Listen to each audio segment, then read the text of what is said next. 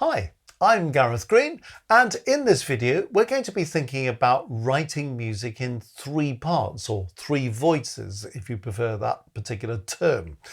Now, why am I talking about this? Well, often when we're learning to write harmony or getting better at writing harmony, we're writing in four parts. We have this kind of SATB approach, but it may be that you actually want to write in three parts. So what's the same?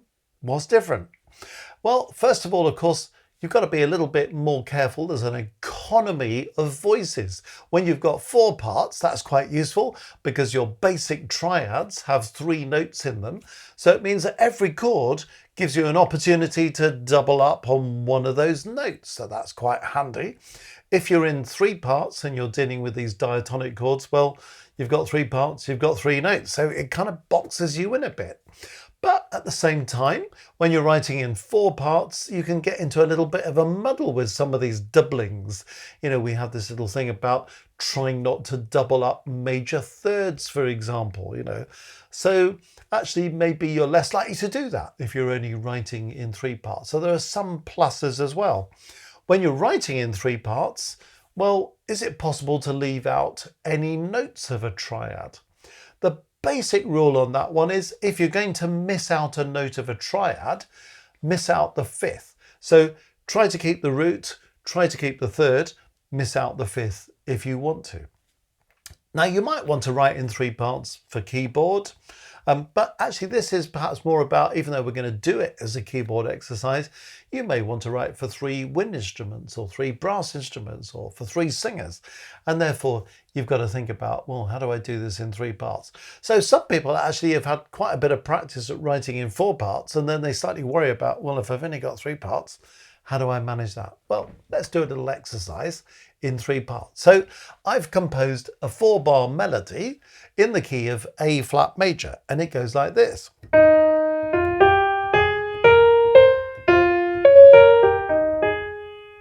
Okay, there's a little melodic idea. So, we might want to think, well, what are we going to do with our chords? So we've got some idea. And you might want to work forwards, you might want to work backwards, you might want to do a bit of both.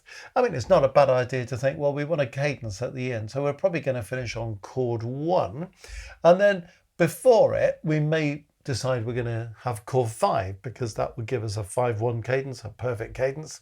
And when you look at the melody, E flat and G are the root and the third of a chord 5. So if it's going to finish on chord 1, it can't fit 4-1, it's got to be 5-1. So that we can kind of make that decision at a fairly early stage. Now you might think it will be logical to start the piece on chord 1. Perfectly reasonable thing to do, and we could do it. But how about, just for the fun of it, we start on chord 5, because the given E flat could be the fifth of a chord 1. It's also the root of a chord 5, and sometimes pieces don't always start on chord 1, but it's our kind of default position if you're not careful.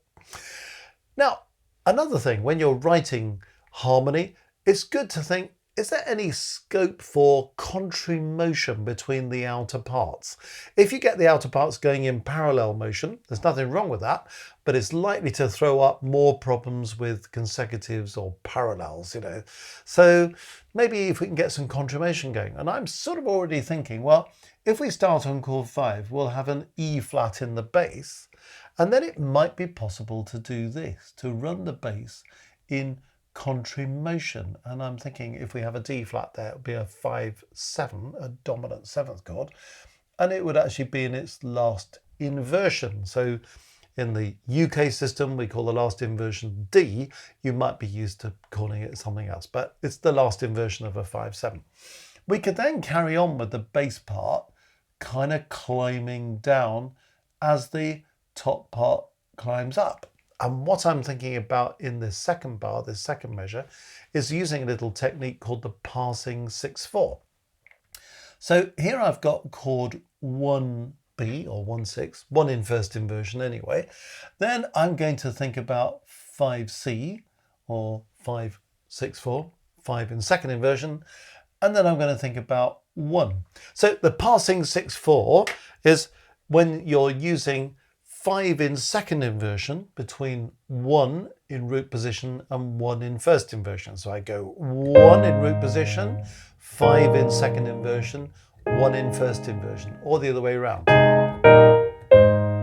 And the other place I can most commonly use it is between 4 in root position and 4 in first inversion. I can use chord 1 in second inversion. So 4 root position, 1 in second inversion, 4 in first inversion, or the other way round. And it's quite a nice thing to do because it gives you this contra-motion between the outer parts. So I've sort of seen that possibility, haven't I, of just having the bass going down by step as the top part goes up by step. And it gives you a pretty solid bass line. Well, what happens next? The melody takes a sort of dive downwards. So if I can move upwards in the bass, that was probably going to work very nicely. And maybe I could go for a D flat and think about this being a chord 4. That would work quite nicely. Now that's not going to quite work for the next 2 notes because D flat and B flat, well, they could be the 3rd and the 5th of a chord 7, or they could be the root and the 3rd of a chord 2, which is going to be much more likely because to have a cadence progression that goes 2, 5, 1 is much more kind of normal, if you like. So how about we do that? It also helps to maintain my contra-motion between the top and the bottom part because we've got a leap up, we've got a smaller leap going down. That's all handy. And then as we've got this top part coming down, well, maybe my bass part can come up to give me the root of that 5. And then as the top part goes up, maybe the bass part can come down. So we've managed to kind of preserve the contra-motion all the way between the top and the bottom. And we've maintained a harmonic rhythm that's pretty consistent. So basically it's a chord on every beat, or certainly a chord on every bass note, isn't it? The first chord lasts for 2 beats, but then it's kind of every time we get a bass note, we get a new chord. So there's a consistency in harmonic rhythm. So what does that sound like so far?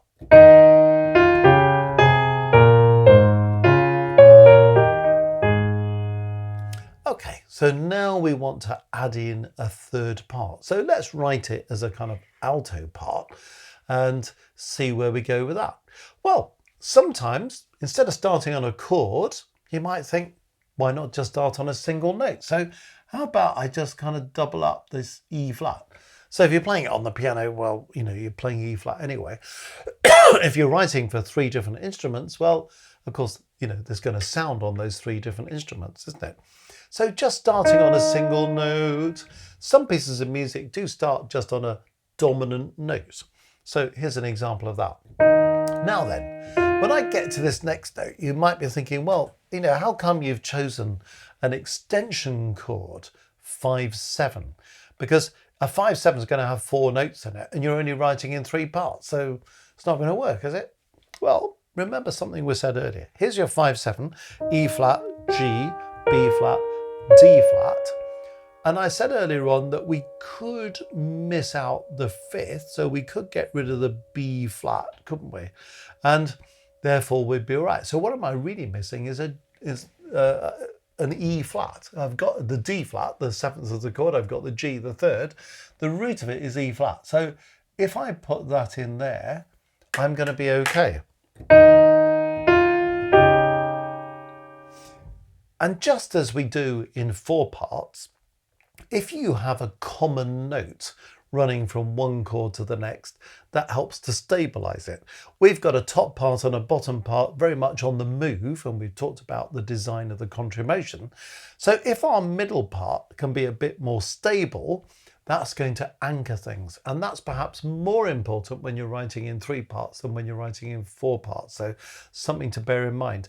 If we're going to write a middle part, maybe the middle part is going to be a bit more boring than the outer parts, but it's going to do a job of stabilizing things. Let's move on. We've gone for 1 in first inversion next. So we've got an A flat and a C. We haven't got an E flat. It doesn't matter because it's the 5th, we could miss it out. But actually it's a useful common note, isn't it? Because we've had E flats in the first bar, the first measure, we could use it again.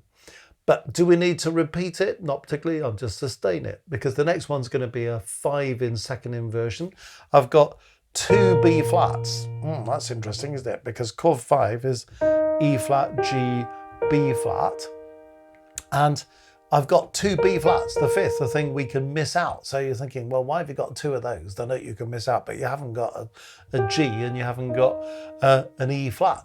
Well, we can take care of the E flat by sustaining it, as we have done there. And then you're thinking, yeah, but it hasn't got a third in it. And normally you're supposed to have a third in it. Absolutely correct. But because this is a passing 6/4, you can get away without having that third in it. It's just passing by between those chord 1s in first inversion, then in root position. So we get away with that one. I could sustain it for the whole bar, the whole measure, or I could repeat it. But it doesn't matter too much. And then you're thinking, oh my goodness, can you really fill up 2 bars, 2 measures with just 1 note? Well, it's anchoring things, isn't it? And so, as I say, having 1 stable part in the 3-part texture really helps to glue it together. You've got all the interest going on in the outer parts and then 1 part anchoring. So use a common note when you can, or if you can't, move to something that's nearby. So when we go on to the next one and we're looking for this chord 4, well, we've got a D flat and an F, so you could say, well, we're missing A flat, so shouldn't we have A flat? Yeah, we could do, but if I put an A flat in the alto, I'm going to have to jump down a 5th, and we've got the top part jumping down a 5th and the bottom part jumping up a 4th, so it could be a little bit of a roller coaster. However, if I just double the D flat, that means the alto only steps from E flat to D flat, which is a bit of stability alongside the other 2 parts leaping. And what am I doing? I'm missing out the 5th of the chord. I'm doubling the root of the chord. No big deal. Next, we've got chord 2, and I've got B flat in the bass. I've got D flat at the top. F is the missing note. Well, I could afford to put an F in here, couldn't I? Because it's not a million miles away from the previous D flat. And it gives me contramotion with the bass. You know, the bass is falling a 3rd and the alto's rising a 3rd. So that's quite handy, isn't it? Could do that. And then, you know, actually we talked about using chord 5, but why don't we use chord 5/7? Make it a bit more interesting. What's happening at the end of the bar? I've got the root and the bass. I've got the 3rd followed by the root. I can miss out the 5th, but I do need a 7th if I'm going to write a 5/7. So do you know what? I'm going to take the alto back to D flat to fill in that. So that bar, that measure sounds. And then we're all set for the last bar. Now, in the 5/7, the resolution of that is the 7th wants to fall by step. So you notice this 5/7 back here, the 7th was in the bass and it falls by a step. So this is the 7th, it needs to fall by step. So we could go straight to C and finish the job off. We could spruce it up. I'm going to spruce it up because this poor alto line has not had a very exciting time. Let's give it a slightly more exciting finish. So what am I doing there? I'm just imposing a 4/3 on that one. So a little 4/3 suspension has been prepared here, sounded there, resolved there. So that's how that works. So these last 2 bars, last 2 measures, it just spruces it up a little bit instead of just finishing. That would have been perfectly all right, but a little 4/3 suspension. So there we are. We've got a piece of music in 3 parts.